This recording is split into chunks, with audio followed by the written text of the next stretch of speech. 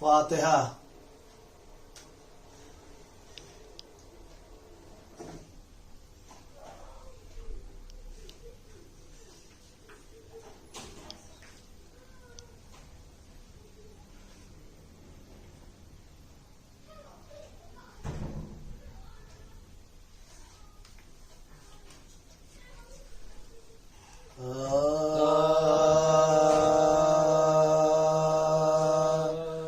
گزر گئے تھے کئی دن کہ گھر میں آم نہ تھا، گزر گئے تھے کئی دن کہ گھر میں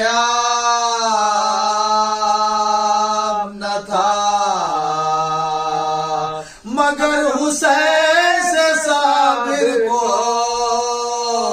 اس طرح نہ تھا،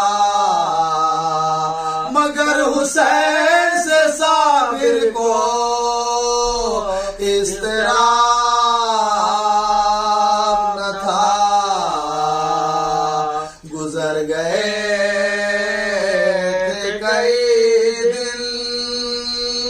کہ گھر میں آم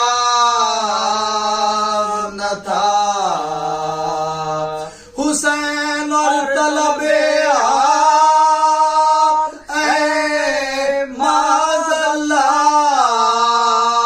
حسین اور طلب آپ اے معاذ اللہ، تمام کرتے تھے حجت سوال تمام کرتے تھے حجت سوال آب نہ تھا، گزر گئے تھے کئی دن کہ گھر میں آب نہ تھا، فقط حسین کے بچوں پہ بند تھا پانی، فقط حسین کے بچوں پہ بند تھا پانی، بہت قریب تھی وہ نہر قحط آب نہ تھا، گزر گئے تھے کئی دن کہ گھر میں آم نہ تھا، علی کے پائے مبارک نے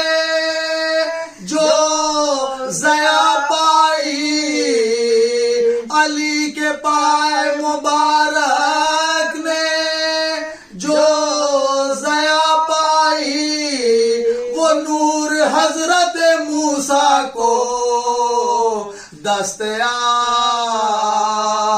نہ تھا، گزر گئے تھے کئی دن کہ گھر میں آم نہ تھا، اگر بہیس میں ہوتے نا کوثر و تسنیم، اگر بہیس میں ہوتے نا کوثر و تسنیم، تو رونے والوں کی آنکھوں کا پھر جواب نہ تھا، گزر گئے تھے کئی دن کہ گھر میں آب نہ تھا، وہ لوگ جمع تھے قتل حسین پر کے جنہیں، وہ لوگ جمع تھے قتل حسین پر کے جنہیں، ارے خدا کے خوف سے محمد سے کچھ حجاب نہ تھا، خدا سے خوف محمد سے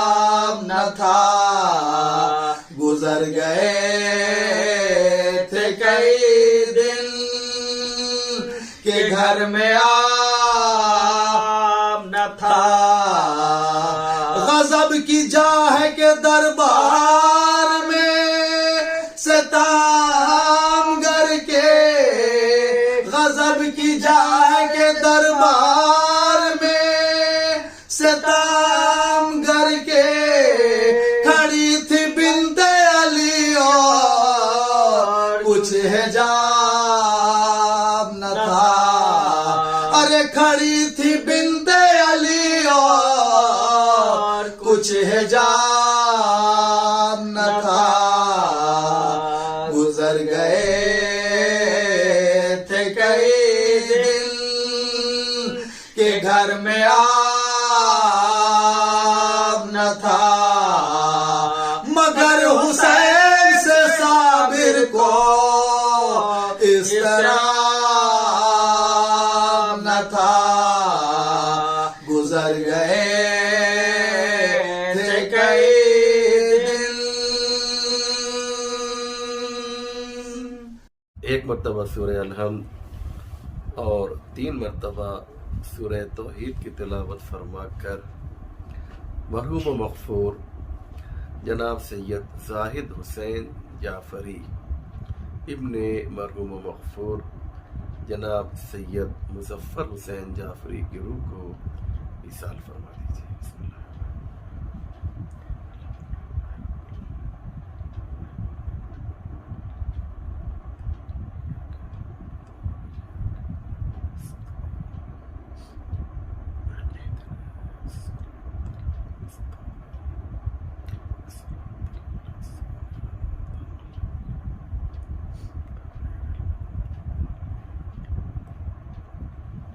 لا حول ولا قوة إلا بالله العلي العظيم. حسبنا الله ونعم الوكيل نعم المولى ونعم النصير. أعوذ بالله من الشيطان اللعين الرجيم. بسم الله الرحمن الرحيم. الحمد للہ رب العالمین والصلاة والسلام والتحیۃ والاکرام علی سید الانبیاء والمرسلین مولانا ابی القاسم محمد وآلہ الطیبین الطاہرین المعصومین ولعنت اللہ علی اعدائہم اجمعین من یومنا ھذا الی صباح یوم الدین. رب اشرح لی صدری ویسر لی امری واحلل عقدۃ من لسانی یفقہوا قولی. اما بعد فقد قال اللہ سبحانہ تبارک و تعالی وقوله الحق. بسم اللہ الرحمن الرحیم. من کان یرید حرث الآخرۃ نزد له فی حرثہ ومن کان یرید حرث الدنیا نؤتہ منہا وما له فی الآخرۃ من نصیب. مومنین کرام و ناظرین ذوی الاحترام، السلام علیکم ورحمۃ اللہ وبرکاتہ. یہ مجلس سوم در حقیقت مجلس ایصال ثواب ہے، جو ایک مرد مومن ایک عبد خدا کے ایصال ثواب کے لیے، ان کی روح کو اور زیادہ شاد ہونے کے لیے، ان کی قبر کو اور زیادہ روشن و منور کرنے کے لیے برگزار کی گئی ہے. چونکہ یہ مجلس ایصال ثواب ہے، یہ مجلس ترحیم ہے، لہذا میں چاہتا یہ ہوں کہ پوری مجلس آج ایک ایسے موضوع پر آپ کی خدمت میں پیش کروں جو وقت کی اہم ضرورت ہے اور جس کا رابطہ، جس کا رشتہ، جس کا تعلق ہم سب سے براہ راست ڈائریکٹ ہماری لائف اور ہماری زندگی سے ہے۔ انشاءاللہ اس مجلس کے دوران جو گفتگو کی جائے گی، جو باتیں پیش کی جائیں گی، وہ یہ ہے کہ وہ عمر جو ہمیں دنیا میں ملتی ہے وہ کتنی ہوتی ہے، اور وہ عمر جو ہمیں آخرت میں ملے گی وہ کتنی ہوگی۔ یعنی آج کا عنوان دنیا اور آخرت کی عمر ہے۔ ہم سب جانتے ہیں کہ اس سے پہلے ہم جہاں پر رہتے تھے اسے عالم ارواح کہا جاتا ہے۔ عالم ارواح یعنی جہاں پر ہماری روحیں رہا کرتی تھیں۔ عالم ارواح سے ہم اس عالم میں آئے جہاں اب رہ رہے ہیں۔ اسے عالم اجسام کہا جاتا ہے۔ روح کی جمع ارواح ہے اور جسم کی جمع اجسام ہے۔ روح سنگولر ہے، ارواح پلورل ہے۔ جسم سنگولر ہے، اجسام پلورل ہے۔ جہاں پر ہم رہتے تھے وہ عالم اجسام ہے، اور جہاں پر ہم رہتے تھے وہ عالم ارواح ہے، اور جہاں رہ رہے ہیں یہ عالم اجسام ہے۔ اب یہاں کے بعد وہ جسم جو ہمیں اس دنیا میں ملا تھا یہ پھر جو ہے چھوٹ جائے گا، اور ہم اس جسم کو اسی دنیا میں چھوڑ کر ایک اور عالم کی طرف جائیں گے۔ اسے عالم برزخ کہا جاتا ہے۔ اسے عالم برزخ کہتے ہیں کوئی چیز اگر کسی چیز کے درمیان حائل ہو جائے تو عربی زبان میں اسے برزخ کہا جاتا ہے۔ جیسے میں اس وقت تقریر کر رہا ہوں اور میرے سامنے یہ کیمرہ لگا ہوا ہے، اگر ایک پردہ اچانک اس کیمرے اور میرے درمیان آ کر گر جائے تو یہ پردہ جو ہے حائل ہو جائے گا، ہے نا؟ اسے عربی زبان میں برزخ کہا جاتا ہے۔ یہاں کے بعد جو عالم فوراً شروع ہوتا ہے اسے عالم برزخ اس لیے کہتے ہیں کہ یہ جو عالم ہے یہ عالم آخرت یعنی ہمارے اور قیامت کے درمیان یہ جو وقفہ ہے، یہ جو زمانہ ہے، جو پیریڈ ہے، یہ حائل ہو گیا ہے، اس لیے اسے عالم برزخ کہا جاتا ہے۔ عالم برزخ میں ہماری روحیں رہتی ہیں۔ وہی روح جو دنیا سے پہلے عالم ارواح میں رہا کرتی تھی، وہی روح جو ہے اب عالم برزخ میں رہے گی۔ لیکن فرق کیا ہے کہ عالم ارواح میں جو روحیں تھیں ان کے لیے کوئی ٹائٹل نہیں تھا کہ وہ مومن ہے، غیر مومن ہے، ان پہ اللہ عذاب نازل کر رہا ہے یا نہیں کر رہا ہے۔ لیکن عزیزو، اب یہاں سے جو عالم برزخ میں ہماری روحیں جائیں گی تو اللہ کی رحمتیں نازل ہوں گی مومنین پر، اور جو غیر مومن ہوں گے ان پر اللہ کا عذاب نازل ہوگا۔ یعنی روحوں پر عذاب نازل ہوگا، یعنی روحوں کو جو ہے جنت ملے گی۔ اس لیے یہاں کے بعد جو جنت ملے گی اسے بہشت برزخی کہا گیا ہے۔ یعنی کیا مقصد؟ وہاں پر ہمیں ہمارے اچھے عمل کی بنیاد پر سکون، اطمینان، آرام اور نعمتیں اللہ دے گا، روحیں خوشحال ہوں گی۔ اس کے بعد عالم برزخ کے بعد جو آخری عالم ہے، جو ہماری لاسٹ ڈیسٹینیشن ہے، وہ کیا ہے؟ وہ عالم آخرت ہے۔ آپ نام دیکھ رہے ہیں، آخر کہتے ہیں نا اردو میں، فلاں صاحب آخر میں آئے، میں پہلے آیا اور وہ آخر میں آئے، اسی سے نکلا ہے آخرت، یعنی یہ ہماری آخری منزل ہے۔ اب اس کے بعد ہمیں کہیں اور جانا نہیں ہے، یہ ہماری جو ہے لاسٹ ڈیسٹینیشن ہے، آخری منزل ہے۔ اب اس کے بارے میں قرآن کیا کہتا ہے؟ میں آئیے کچھ آیتیں پڑھوں گا آپ کی خدمت میں. مثلا عالم آخرت میں یا انسان جنت میں جائے گا، یعنی مومن جنت میں جائے گا، اور جو غیر مومن ہے وہ، جی بولیے، وہ جہنم میں جائے گا، ہے نا. تو جہنم میں جو جائے گا وہ کتنے سال رہے گا، اور جنت میں جو جائے گا وہ کتنے سال رہے گا؟ ایک سوال ہے.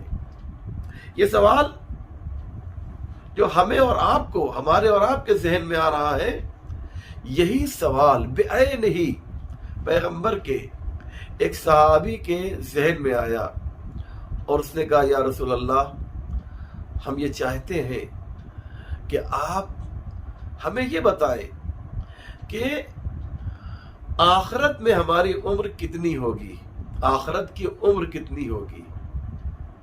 پیغمبر نے کہا اتنی زیادہ عمر ہوگی کہ تم کاؤنٹ نہیں کر پاؤ گے، شمار نہیں کر پاؤ گے، اتنے زیرو تم لگا نہیں پاؤ گے. لیکن وہ صحابی جو ہے وہ اکڑ گیا اور کہا یا رسول اللہ، ہم تو جاننا چاہتے ہیں کہ وہاں کی عمر کتنی ہوگی. کہا بہت زیادہ ہے. پھر پیغمبر نے کہا تم سمجھ نہیں سکتے ہو. تو اس نے کہا یا رسول اللہ، کچھ مثال تو دیجئے، ایک مثال دیجئے تاکہ اس کے ذریعے سے ہم آخرت کی عمر کو سمجھ سکیں. پیغمبر نے کہا فرض کرو ایک بہت بڑا دریا ہے، واللہ مد دنیا فی الآخرت الا مثل ان یجعل احدکم اصبع هذه فی الیم فلینظر بما ترجع. کیا کہا پیغمبر نے؟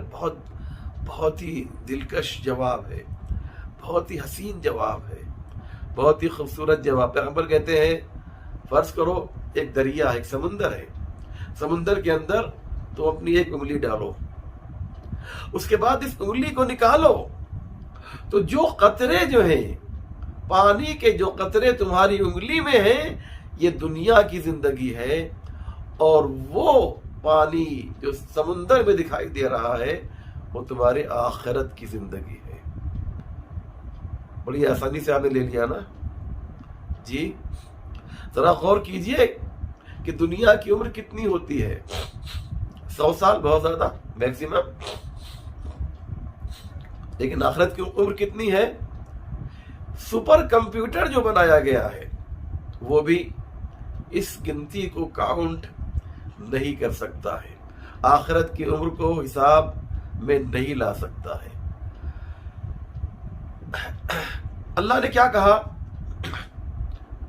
بتایا جنت والوں کی زندگی کتنی ہوگی، عمر کتنی ہوگی. ایک جملہ اللہ نے کہہ دیا، کہا اولئک اصحاب الجنت ہم فیہا خالدون. جو لوگ جنت میں رہیں گے، بہت توجہ کیجئے گا عزیزو، جو لوگ جنت میں رہیں گے وہ ہمیشہ رہیں گے، اور جو لوگ جہنم میں رہیں گے اولئک اصحاب النار ہم فیہا خالدون، اور جو لوگ جہنم میں رہیں گے وہ ہمیشہ جہنم میں رہیں گے. اب اللہ نے لفظ ہمیشہ کہا ہے تو اس کا ہمیشہ، اس کی وسعت کتنی ہوگی ہم اور آپ تصور نہیں کر سکتے. تو نتیجہ کیا نکلا کہ اچھے لوگ، نیک لوگ کہاں جائیں گے؟ جی جنت میں. یہ اچھا کام اس دنیا میں کتنے سال کریں گے؟ فرض کیجئے ایک شخص کی 80 سال کی عمر ہے، اسے 15 مائنس کر دیجئے جو جب انسان نابالغ رہتا ہے، تو 80 میں سے جب 15 نکالیں گے تو 65 بچے گا. 65 سال، 65 ایئرز، 65 سال اگر کسی نے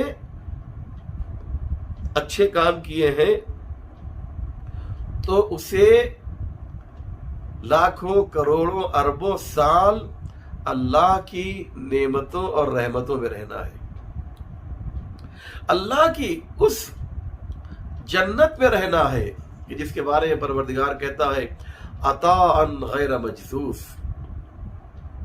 یہ وہ عطا ہے جو منقطع نہیں ہوگی، کنٹینیو رہے گی.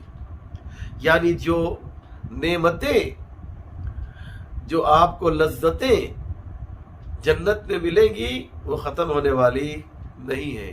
ہمارے گھر میں کبھی کبھی ہوتا ہے نا، فلاں چیز ختم ہو گئی. جو ہمیں لذتیں اس دنیا میں ملتی ہیں کبھی کبھی وہ نہیں مل پاتی ہیں، ہے نا، بڑے بڑے لوگوں کو. لیکن دنیا کے بعد جنت کی جو نعمتیں ہیں وہ کبھی ختم نہیں. عطان غیر مجذوذ. اور کیا ہے؟ جنت میں موت نہیں آئے گی اور جہنم میں بھی موت نہیں آئے گی. بڑی عجیب بات ہے. جو لوگ جنت میں رہیں گے وہ ہمیشہ زندہ رہیں گے. جو لوگ جہنم میں رہیں گے وہ بھی کیا ہے؟ ہمیشہ زندہ رہیں گے. میں قرآن کی آیت پڑھوں، لا یذوقون فیہا الموت الا الموتۃ الاولی. یعنی یہ وہ لوگ ہیں جو جنت میں جائیں گے یا جہنم میں جائیں گے، انہیں صرف ایک بار مرنا ہے، اس کے بعد پھر مرنا نہیں ہے، پھر انہیں موت نہیں آئے گی. ایک ہی بار مرنا ہے. لا یذوقون فیہا الموت الا الموتۃ الاولی. مگر یہ کہ وہی ایک بار جو آپ مرے ہیں، انسان جب ایک بار مرتا ہے تو اس کے بعد پھر اسے موت نہیں آئے گی. جو جنت میں جائے گا وہ ہمیشہ جنت میں رہے گا. جو جہنم میں جائے گا وہ بھی ہمیشہ جہنم میں رہے گا. اب یہاں پر آئیے، آغا طبرسی صاحب مجموع البیان، بڑی معتبر کتاب ہے ہماری تفسیر کی، اس میں صاحب مجموع البیان بڑی پیاری بات لکھتے ہیں کہ جو جنت میں جائے گا وہ بھی زندہ رہے گا، کبھی نہیں مرے گا، اور جو جہنم میں جائے گا وہ بھی کبھی نہیں مرے گا. قرآن نے ایک ملاک بنایا کہ کچھ لوگ دنیا میں ایسے ہیں جو موت کی تمنا کرتے ہیں، اور کچھ لوگ ایسے ہیں جو موت نہ آنے کی تمنا کرتے ہیں. قُلْ يَا أَيُّهَا الَّذِينَ هَادُوا إِن زَعَمْتُمْ أَنَّكُمْ أَوْلِيَاءُ لِلَّهِ مِن دُونِ النَّاسِ فَتَمَنَّوُا الْمَوْتَ إِن كُنتُمْ صَادِقِينَ. اے یہودیوں، اگر تمہارا گمان یہ ہے کہ تم ہی اللہ سے بہت نزدیک ہو تو اس کی ایک علامت ہے، ایک پہچان ہے، اور وہ علامت اور پہچان یہ ہے کہ موت کی تمنا کرو اگر تم سچے ہو. پھر قرآن کہتا ہے وَلَا يَتَمَنَّوْنَهُ أَبَدًا بِمَا قَدَّمَتْ أَيْدِيهِمْ. یہ لوگ موت کی تمنا نہیں کریں گے. تو جو مومن ہے اس کی علامت کیا ہے؟ من المومنین رجال صدقوا ما عاهدوا الله فمنهم من قضى نحبه ومنهم من ينتظر. مومن وہ ہوتا ہے جو اپنی جان اللہ کی راہ میں قربان کر دیتا ہے. کچھ لوگ وہ ہیں جنہوں نے اپنی جان قربان کر دی، اور کچھ وہ ہیں جو اللہ کے ہاں جانے کا انتظار کر رہے ہیں، ہے نا. تو مومن کی پہچان یہ ہے کہ یہاں پر وہ موت کی تمنا کرے. کافر کی پہچان یہ ہے کہ یہاں پر زندگی کی تمنا کرے. بہت پیاری بات ہے جو آغا طبرسی نے کہا ہے اپنی کتاب میں. کہا لیکن آخرت میں معاملہ الٹا ہو جائے گا، آخرت میں بات پلٹ جائے گی. جہنم میں انسان کو جلایا جائے گا. ابھی یہاں پر کسی کو ایک جلتی ہوئی بھٹی میں ڈال دیجئے تو تھوڑی دیر وہ تڑپے گا اور اس کے بعد وہ مر جائے گا، ہے نہیں ہے، بہت زیادہ تو 5 منٹ، اس کے بعد وہ جل کے ختم ہو جائے گا. ایک بھٹی میں ڈال دیجئے. لیکن جہنم میں ایسا نہیں ہوگا عزیزو، جہنم میں ایسا نہیں ہوگا. کیوں؟ اس لیے کہ انسان جلے گا، اس کا جسم پھر تیار ہوگا، پھر جلے گا، کوئلہ ہو جائے گا، پھر جسم تیار ہوگا، اور اسی طریقے سے فار ایور ہمیشہ جو ہے اس کے ساتھ ہوتا رہے گا. اور مومن جو ہے وہ دنیا کی جو زندگی اس کی تھی جس میں وہ موت کی تمنا کر رہا تھا، جب یہی مومن جو ہے وہاں جائے گا جنت میں تو اسے ہر طرح کی نعمتیں ملیں گی. تو کافر جنت میں مومن جو ہے جنت میں کیا کرے گا؟ بہت توجہ کیجیے. مومن جو ہے وہ جنت کے اندر زندگی کی تمنا کرے گا، اور کافر جو ہے وہ موت کی تمنا کرے گا. کافر کہے گا یا اللہ موت دے دے، اور مومن چاہے گا کہ اسے موت نہ آئے. کیوں؟ اس لیے کہ وہ اپنی نعمتوں سے خوش ہوگا مومن، اور جو غیر مومن ہے وہ عذاب الہی سے پریشان رہے گا. لہذا یہ جو مختصر سی عمر ہے، اس عمر کے اندر ہمیں ہمیشہ باقی رہنے والی زندگی کی طرف توجہ دینی چاہیے. اس لیے چونکہ ایک مرحوم کے ایصال ثواب کی مجلس ہے، اس لیے میں نے چاہا کہ کچھ باتیں اس سلسلے میں آپ کی خدمت میں عرض کی جائیں. اس لیے ہمیں اس دنیا میں رہ کر آخرت کے لیے کام کرنا ہے. اور یہ عجیب بات ہے کہ آپ دنیا کی تلاش میں رہیں گے اس دنیا میں تو دنیا اللہ دیتا ہے، اور اگر آخرت کی تلاش میں رہیں گے تو پروردگار آپ کو آخرت دے گا. میں قرآن کی آیت پڑھتا ہوں. من کانا یرید حرث الآخرۃ نزد لہ فی حرثہ. اگر کوئی آخرت کے لیے کھیتی کرنا چاہے تو پروردگار کہتا ہے ہم اس کی کھیتی میں ہم اضافہ کر دیں گے، ملٹی پلائی کر دیں گے. اگر کوئی آخرت کے لیے کھیتی کرے گا تو اس کی کھیتی میں ہم اضافہ کر دیں گے، برکت دے دیں گے. ومن کان یرید حرث الدنیا، اور اگر کوئی دنیا کے لیے کھیتی کرنا چاہے تو نؤتہ منہا، تب بھی ہم دیں گے، لیکن وما لہ فی الآخرۃ من نصیب، لیکن آخرت میں اسے کچھ ملنے والا نہیں ہے.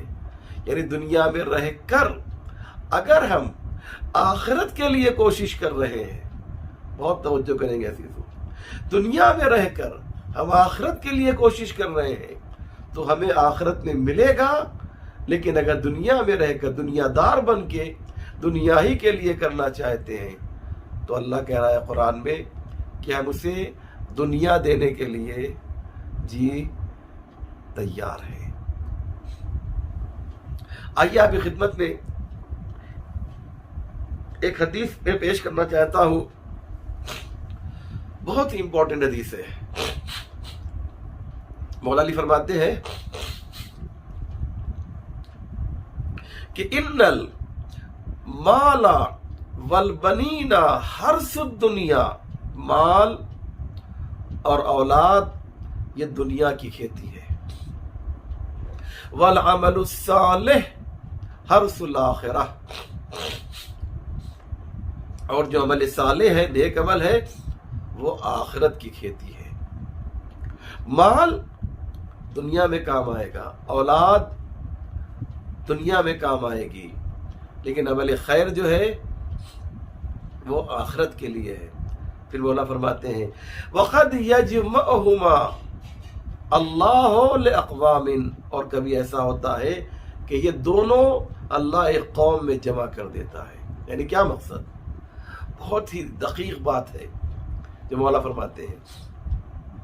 مولا فرماتے ہیں کبھی ایسا بھی ہوتا ہے کہ یہ مال اور اولاد جو ہے یہ آخرت کی بھی کھیتی بن جائے، بشرطے کہ تم اپنی اولاد کو صحیح تربیت دو اور مال کا خرچ بھی جو ہے وہ صحیح ہو، اس کا جو مصرف ہے مال کا وہ کیا ہے، وہ صحیح ہونا چاہیے. ایک اولاد اگر ہم نے اس کی صحیح تربیت کی ہے تو وہ ذخیرہ آخرت بن جاتا ہے. اللہ اکبر. اور اگر ہم نے اس کی صحیح تربیت نہیں کی اور یہ گناہوں کی طرف مائل ہوتا رہا تو جتنی گناہ یہ کرے گا ماں باپ کو بھی اتنا ہی گناہ ملے گا.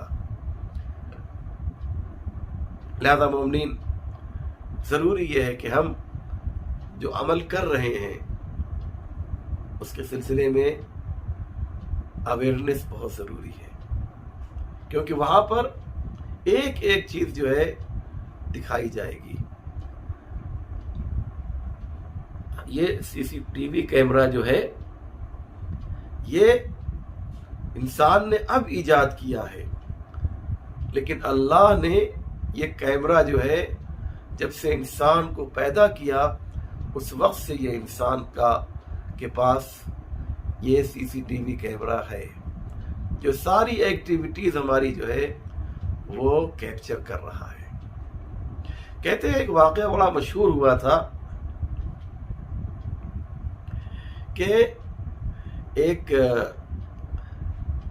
آٹو رکشہ ڈرائیور نو پارکنگ، جہاں پر نو پارکنگ ایریا تھا وہاں پر وہ اپنا آٹو پارک کر کے جو ہے کچھ دیر کھڑا رہا، سگریٹ پی رہا تھا، لوگوں سے موبائل پہ بات کر رہا تھا، اور جب وہاں پہ ٹریفک پولیس آئی اور اس نے کہا کہ تمہارا چالان کیا جا رہا ہے، تم نے جو ہے یہاں پہ گاڑی پارک کی ہے، یہاں پہ آٹو پارک کیا ہے، اس نے ایک بہانہ کیا کہ بس میں ابھی تو آیا تھا اور میں واپس جا رہا ہوں۔ ٹریفک پولیس نے اس کو لیا اور لینے کے بعد اس کو کنٹرول روم میں لے کر گیا اور وہاں پہ سی سی ٹی وی کیمرے کے ذریعے سے جو ریکارڈنگ ہوئی تھی وہ اس کے سامنے پیش کر دیا اور کہا یہ دیکھو تم اتنی دیر رکے یہاں پر، تم نے سگریٹ پی، تم نے لوگوں سے بات کی اور تم کہہ رہے ہو کہ ہم جو ہیں ہم ابھی آئے ہیں۔ چنانچہ جو پیپر میں لکھا تھا اس واقعے کے بعد کہ he was left speechless، وہ بغیر کوئی جواب دیے ہوئے چلا گیا، لاجواب ہو گیا۔ کیوں؟ اس لیے کہ ایویڈنس موجود تھا، اس کا دلیل کے ساتھ بتایا۔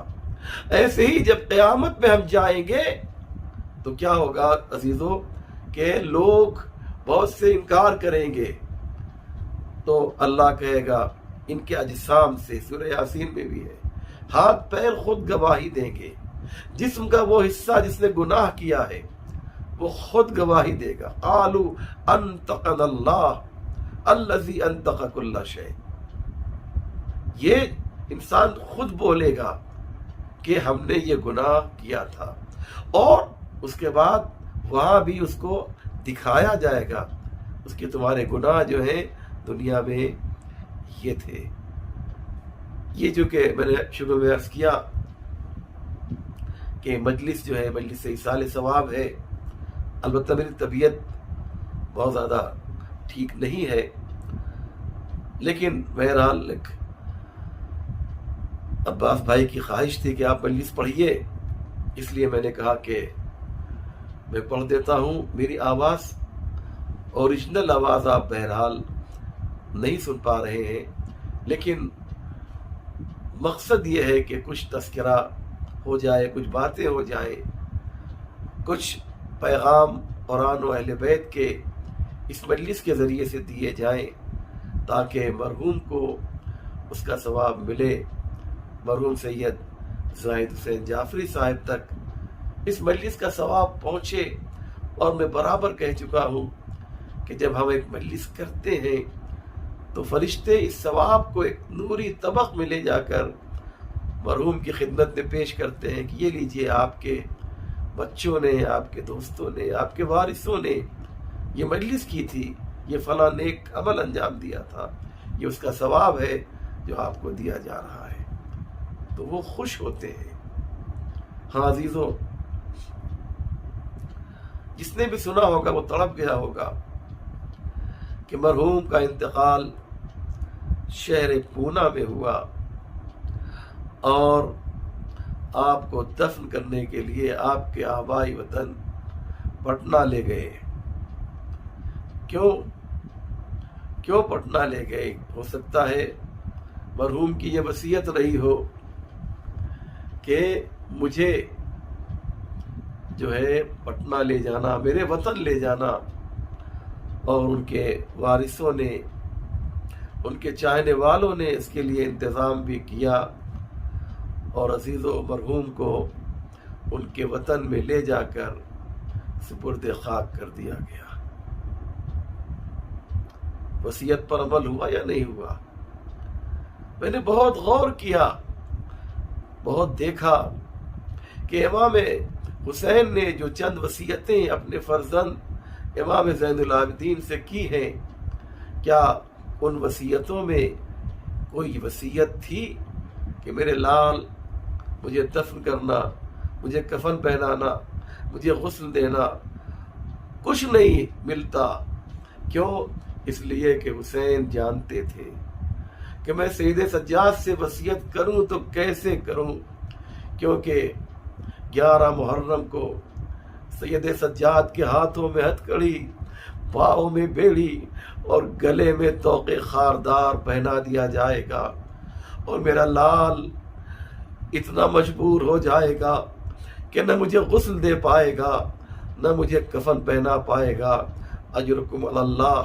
ہاں عزادارو، جب یہ قافلہ 11 محرم کی صبح کو کربلا سے کوفے کی جانب جا رہا ہے تو ظالموں نے ستانے کے لیے یہ ظلم کیا کہ اس علاقے سے اس قافلے کو لے کر گئے جہاں پر شہداء کے جنازے رکھے ہوئے تھے۔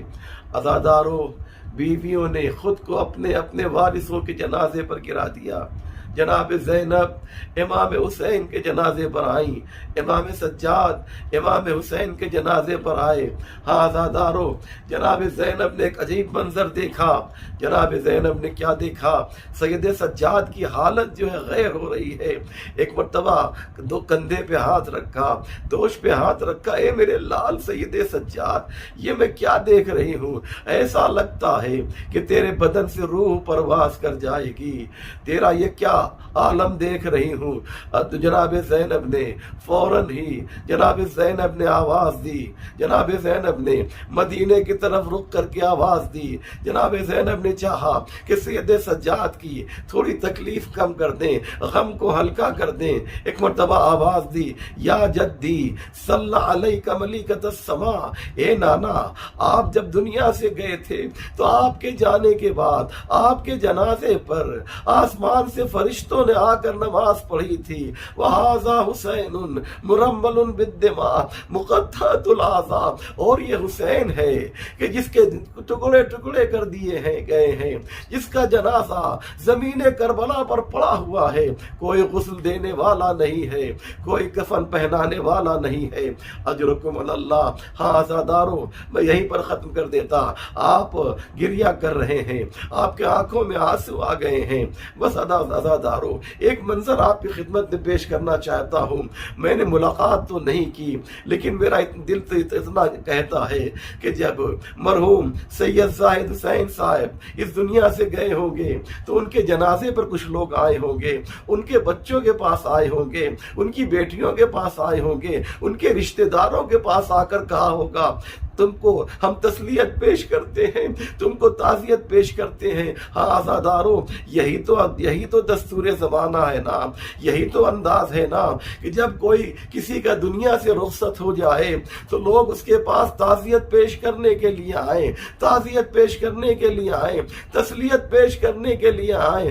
ہائے، جب کربلا میں ایک آواز بلند ہوئی، الا قد قتل الحسین بکربلا، الا قد ذبح الحسین بکربلا، حسین کربلا میں قتل کر دیے گئے، حسین کربلا میں ذبح کر دیے گئے، تو کوئی حسین کے فرزند کے بعد پاس تسلیت پیش کرنے کے لیے نہیں آیا، تعزیت پیش کرنے کے لیے نہیں آیا، سکینہ کے پاس کوئی تسلیت پیش کرنے کے لیے نہیں آیا، پرسہ دینے کے لیے نہیں آیا۔